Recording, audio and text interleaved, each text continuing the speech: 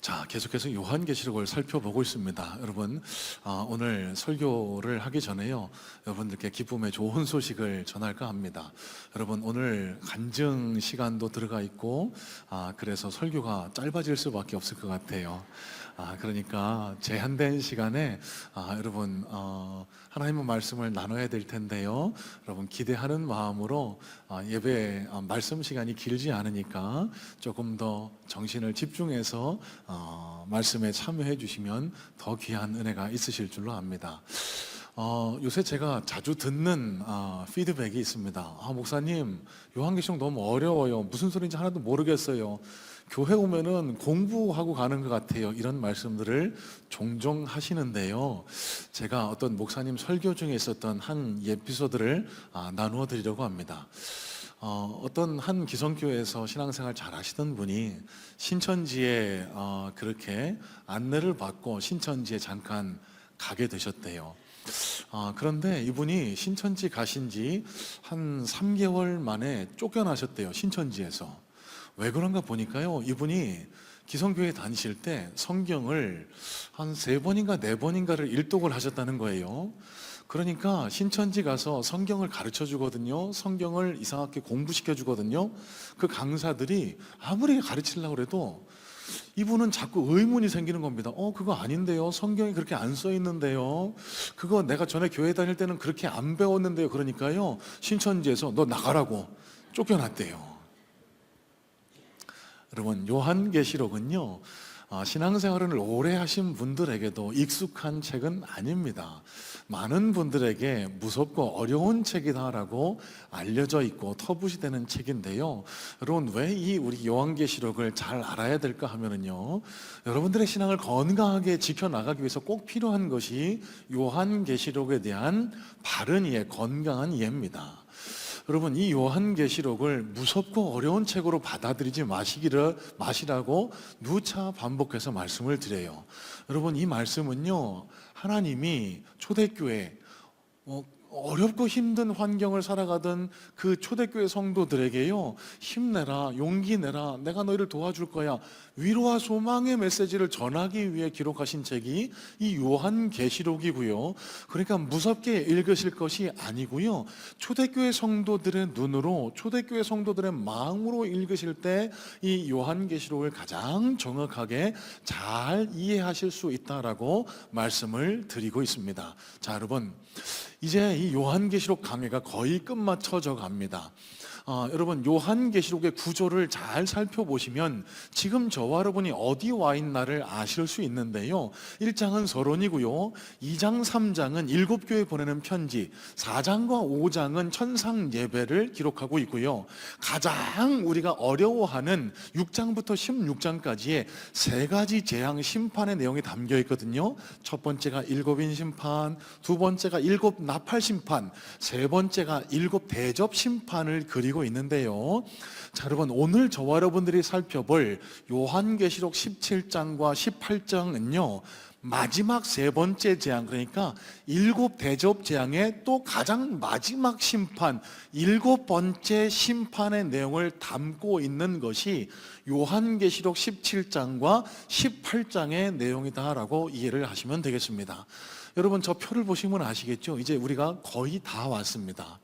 이제 다음 시간에 바벨론의 멸망과 새 하늘과 새 땅에 대해서 나누게 되면은 이제 요한계시록을 마쳐지게 되는데요. 저는 이 요한계시록 강해를 마치고 난 이후에 우리 성문의 성도님들이 얼마나 더 건강한 종말론으로 무장되어 있을지를 기대하는 마음으로 계시록 강해를 이어가고 있습니다. 자, 그러면 여러분, 오늘 설교의 내용은요, 요한계시록 17장과 18장 내용 두 내용을 포함하고 있거든요. 오늘이 가시기 전에 요한계시록 17장과 18장을 다시 한번 차근히 살펴보는 그런 시간을 가져보실 것을 권면해드리고요. 자, 여러분, 시간이 많이 없습니다. 그래서 자세한 내용을 다루지 못함을 양해해 주시기를 부탁을 드리고, 오늘 저와 여러분들이 해야 할 일은 이 요한계시록 17장과 18장을 왜 기록을 해주셨나? 여러분 여기에 포커스를 맞추고 말씀을 함께 해주시면 좋을 것 같습니다. 자, 그러면 계시록 17장부터 한번 우리가 살펴볼까요? 17장 1절 말씀에 이런 말씀이 기록이 됩니다. 또 일곱 대접을 가진 일곱 천사 중 하나가 와서 내게 말하여 이르되 이리로 오라. 많은 물 위에 앉은 큰 음녀가 받을 심판을 내게 보이리라.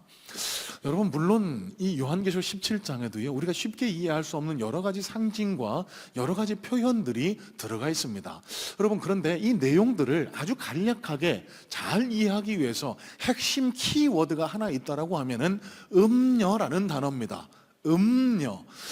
헬라 원어로는 포르네라고 기록이 되어 있고요, 영어 성경에는 a great harlot 혹은 whore라고 번역이 되어 있는 이 음녀. 여러분, 이 음녀가 도대체 누군가, 어떤 존재가 이 음녀라고 표현이 되어 있나? 여러분, 이것만 이해하시면 요한계시록 17장은 다 이해하셨다라고 보아도 무방하겠습니다. 자, 여러분, 먼저 다시 여러분의 기억을 상기시켜 드릴 것은 요한계시록은 묵시문학이에요. 묵시문학이라는 것은 일제시대 독립군들이 일본 순사들의 눈을 피해서 서로 주고받던 암호 같은 성격을 지니고 있다고 생각을 해보시면 정확할 겁니다. 그러니까 우리끼리는 독립운동 해야 되니까 우리끼리 아는 언어로 서로 대화, 편지를 주고받되 로마 사람들, 그러니까 저 일본 사람들은 못 알아듣게 하는 거예요. 여러분, 그러면 이 음녀라는 단어도 이 편지를 주고받는, 요한계시록을 주고받는 유대인들, 그리스도인들 사이에서는 이게 누구구나라고 알 수 있는 존재가 이 음녀였을 것이다 라고 우리는 추정해 볼 수 있습니다. 자, 그리고 그 정체, 그 상징의 정체가 명확하게 뚜렷하지 않을 때는요, 요한이 사용했던 기법이 있어요. 성경 속에 명시적으로 이 상징이 뭘 뜻하나를 부가적으로 설명을 해놨다는 것을 염두에 두고 한번 읽어보셔야 돼요. 자, 그러면 이 음녀가 누구인지를 우리 요한계시록 내게 있는 내적 증거들을 한번 살펴보면서 이 음녀가 누군지를 한번 찾아가 보려고 합니다. 자, 1절 말씀에 이 음녀를 이렇게 표현하죠.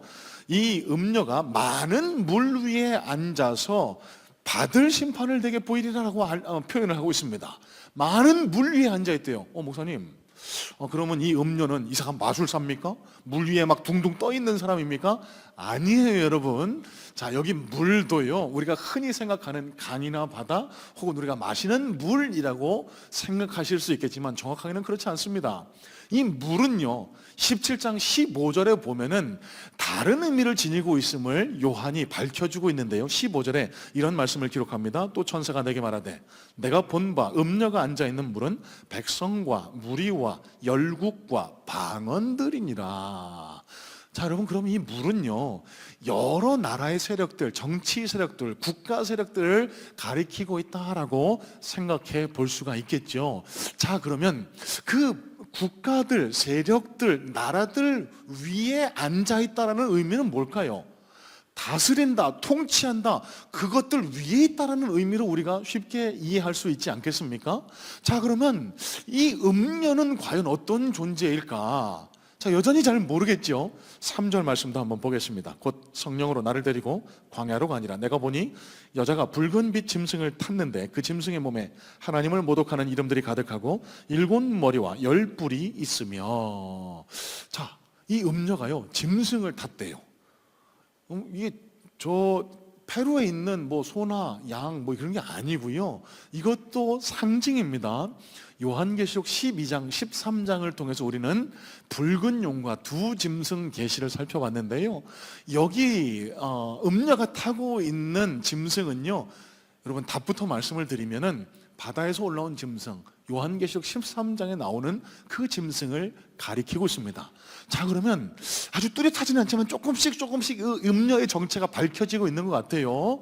이 음녀는요, 무엇인지 모르지만 이 많은 나라 세력들 위에서 통치하면서 하나님을 모독하고 하나님을 믿는 그리스도인들과 교회를 핍박하는 존재다라는 것을 우리는 어렴풋이 짐작을 하게 됩니다. 자, 5절 말씀에 보시면은 조금 더 명시적으로, 조금 더 명확하게 이 음녀가 누구를 가리키고 있는지를 요한 사도는 기록을 해요. 이렇게 기록합니다.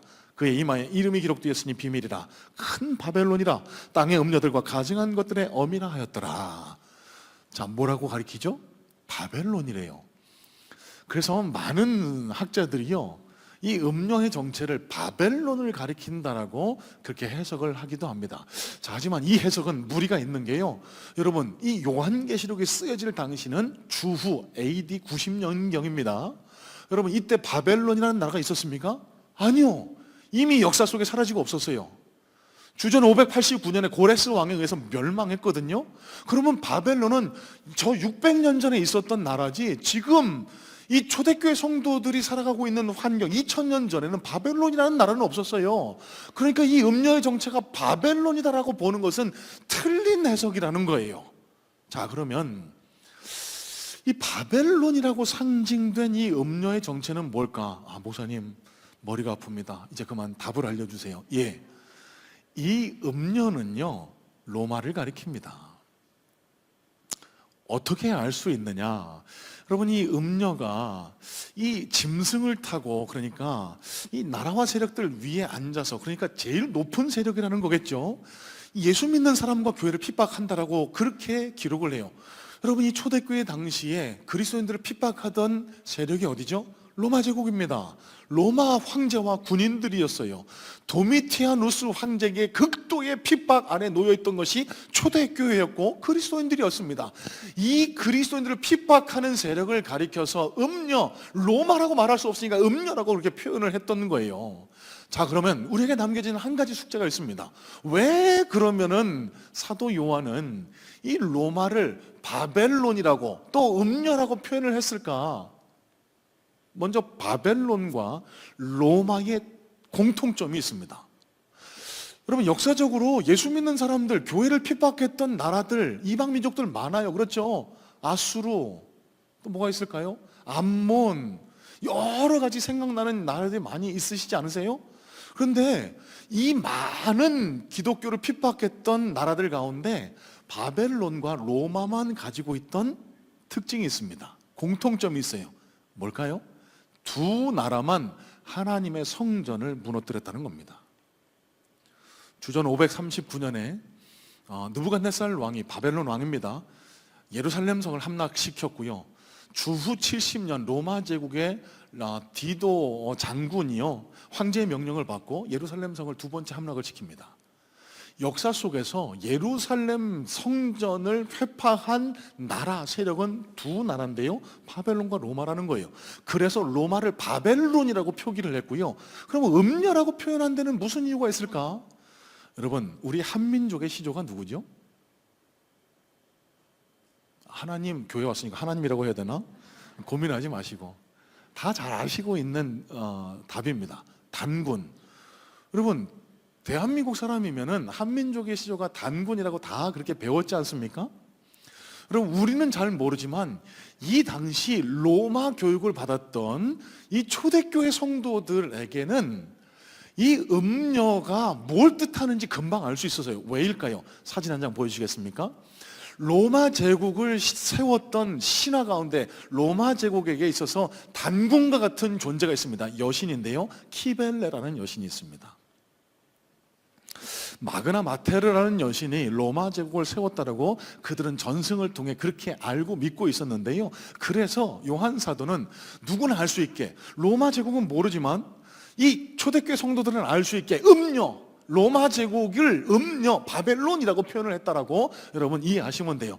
요한계시록 17장은 이 로마 제국으로 대변되는 음녀가 무너질 것이다 라고 그렇게 예언을 하는 거예요.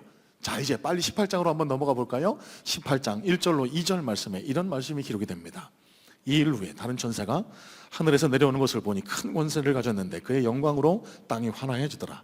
힘찬 음성으로 외쳐 이르되 무너졌도다 무너졌도다, 큰 성 바벨론이여, 귀신의 처소와 각종 더러운 영이 모이는 곳과 각종 더럽고 가증한 새들이 모이는 곳이 되었도다. 자, 여러분, 거두절미하고 우리가 이 요한계시록 18장에 나와 있는 내용은 간략히 정리하면 이렇습니다. 이 로마로 표현되어 있는 바벨론이 무너졌다는 거예요. 무너졌도다 무너졌도다 큰 성 바벨론이요. 자, 그러면 앞서 서론에도 말씀을 드렸습니다. 왜 하나님은 이 요한계시록 17장과 18장에서 이 음녀가 무너질 거다, 바벨론이 무너질 거다, 왜 이렇게 강조하셨을까? 왜 두 장에 걸쳐서 바벨론의 멸망에 대해서 요한 사도를 통해 기록하게 하셨을까? 여러분, 유대인들에게요, 이 바벨론의 멸망은요, 예루살렘 성전의 회복과 동시에 그들 누구나 다 너무나 간절히 소망하던 민족의 염원이었습니다. 그들 민족의 자존심과 같았던 예루살렘 성전이 무너졌어요. 이걸 회복하는데 그들이 큰 꿈과 소망을 가지고 있었던 거예요. 자, 그러기 위해선 한 가지 전제가 필요했는데 그 전제는 뭘까요? 이 성전을 무너뜨렸던 존재, 우리를 끊임없이 괴롭히는 존재가 먼저 망해야 되잖아요. 멸망해야 되잖아요. 여러분, 그래서 바벨론의 멸망은 예루살렘 성전의 회복과 더불어 유대인들이 오랫동안 염원하던 민족의 소망이었습니다. 그 바벨론의 멸망에 대해서 17장, 18장에 하나님이 약속해 주신 거예요. 자, 우리가 깨달아야 할 교훈을 여기서 찾아보고자 합니다. 자, 그러면 우리 한 가지 의문점이 생길 수 있습니다.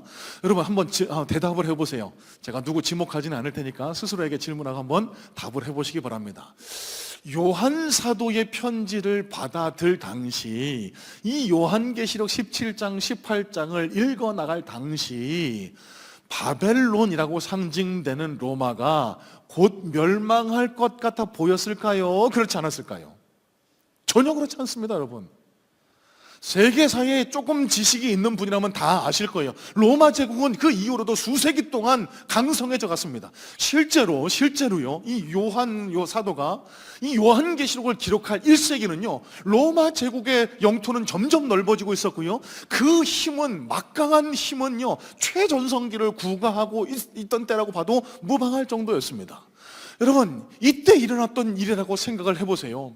여러분, 이때 그리스도인들이요, 이 도미티안 황제가 너무 극심하게 박해를 합니다. 예수 믿는 것 때문에 막 군인들이 쳐들어와서 집안에 있는 재산들을 털어가고요, 멀쩡한 자녀를 데리고 가서 군인 노예 삼아버리고요, 밖에 밭일 논일 나갔다가 들어오는 사람, 너 예수 믿어? 예, 믿으면 그 자리에서 죽여서 마을 어귀에다가 그 목을 매달아 두는 그런 아주 끔찍한 박해가 이어지고 있던 시대였습니다. 그래도 그들은 예수님을 포기 못했던 거예요.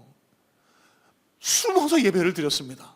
동굴에서, 아니면 다 잠든 어두컴컴한 밤에, 새벽에 한 장소를 정해놓고 희미한 촛불을 켜놓고요, 하나님의 말씀, 요한 사도가 써 보내주신 이 편지를 같이 누군가 낭독하고 같이 들으면서 하나님 어서 오시옵소서, 예수님 어서 오시옵소서 예배를 드리고 있었어요.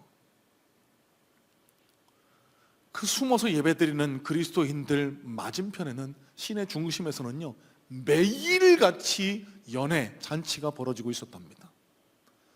로마의 귀족과 황족들이요, 그들의 풍족한 재산과 힘과 능력을 자랑하면서요, 매일같이 주지육림 모여서 술과 음식과 여러 가지 탐욕을, 여러 가지 쾌락을 탐닉하면서 그렇게 술잔을 기울이며 건배를 외쳤다라고 하는데요, 이 당시 로마 사람들이 외쳤던 건배 구호 가운데 이런 구호가 있었대요.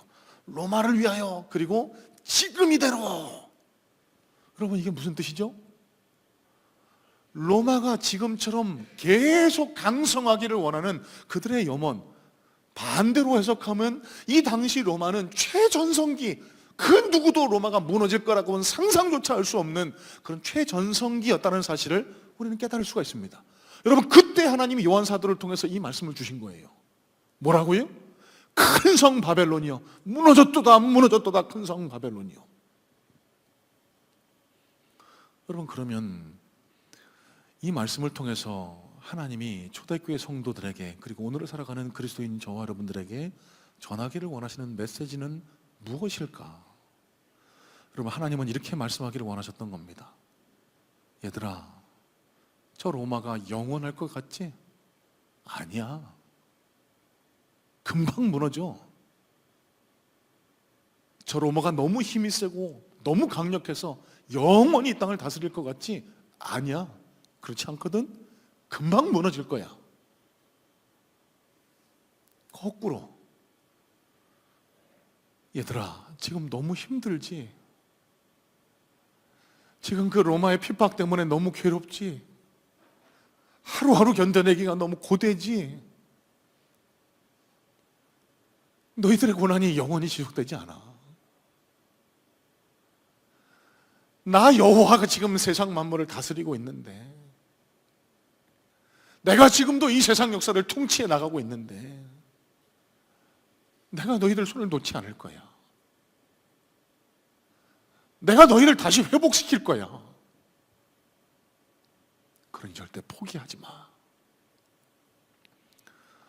여러분, 무너졌도다 큰 성 바벨론이요, 사도 요한을 통해 그 초대교회 성도들에게, 오늘을 살아가는 그리스도인인 저와 여러분에게 전하기를 원하시는 메시지가 바로 여기에 있는 겁니다. 보다 구체적으로 우리 한번 이 말씀을 우리 삶에 적용해 보기를 원합니다. 여러분, 지금 무엇을 의지하며 살아가고 계세요? 행복 축제로 정해놓고 지키는 주일입니다. 여러분, 무엇 때문에 행복해 하시고, 여러분, 무엇을 가져야 행복하다라고 믿고 살아가고 계실까요?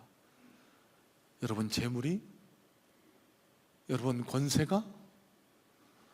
여러분의 유명한 인기가 여러분을 영원히 지켜줄 거라고 착각하지 마세요. 여러분, 그런 것들은요, 하나님이 한번 푸시면 금방 날아가는 것들입니다. 거꾸로 한번 생각을 해볼까요? 지금 이 자리 가운데도 여러 가지 삶의 문제 때문에 낙담하고 지쳐 한숨 쉬시는 분들이 계실지 모르겠습니다. 그래서 그 인생의 문제가 잘 해결되지 않아서 나는 이제 안 돼, 나는 끝났어, 더 이상 어쩔 방법이 없어, 가정의 문제 때문에, 질병의 문제 때문에, 사업과 경제적인 문제 때문에 더 이상 출구가 보이지 않아서 마음 아파하시는 분들 혹시 이 자리에 계실지 모르겠습니다. 여러분, 기억하세요. 하나님은 오늘 저와 여러분들에게 이렇게 말씀하고 계시는 겁니다. 너희들 안 끝나. 너희들 안 끝나. 내가 너희 손을 붙들고 있는데 너희가 어떻게 망해? 내가 너를 포기하지 않는데 너희가 어떻게 스스로 포기해? 나는 너를 회복시킬 거야. 나는 너를 반드시 승리의 자리로 이끌어 줄 거야. 너는 결단코 망하지 않을 거야. 그러니까 다시 일어나. 여러분, 하나님이 오늘 이 예배에 참여한 저와 여러분들에게 전하기를 원하시는 메시지가 바로 이 메시지인 겁니다.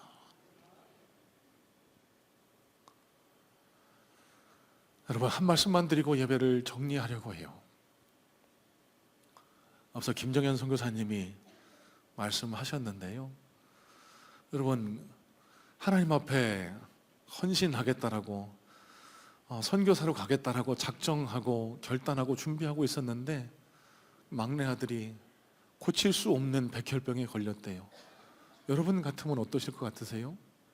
무너져 내리죠. 앞이 캄캄하지요. 너무 절망적이지 않겠습니까? 여러분, 그런데 나누어 주신 간증처럼요, 저희 교회가 열심히 기도했습니다. 저희 교회뿐일까요? 그 부모님은 얼마나 애타게 그 아이의 생명을 놓고 기도했을까요?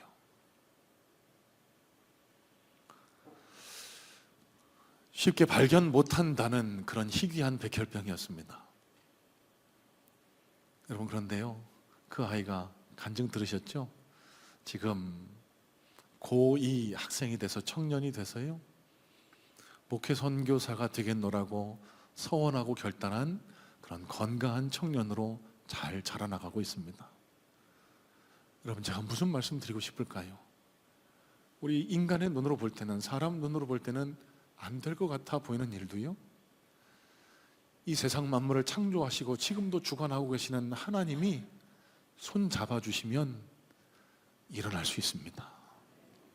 회복될 수 있습니다. 여러분, 오늘 행복축제를 맞는 저와 여러분들에게 하나님께서 전하기를 원하시는 메시지가 바로 이 메시지인 줄로 믿습니다. 전능하신 하나님이 이 땅을 창조하셨고 지금도 역사를 주관하고 계시고, 신음하고 낙담하고 절망하는 이들에게 찾아가 새로운 삶의 희망과 행복 주기를 원하시는 분이 바로 저와 여러분의 좋으신 아버지 하나님이심을 기억하시고, 그분께 우리 인생을 내어 맡기는 그런 복된 행복한 사람들 다 되실 수 있게 되기를 주님의 이름으로 소망하고 축복합니다.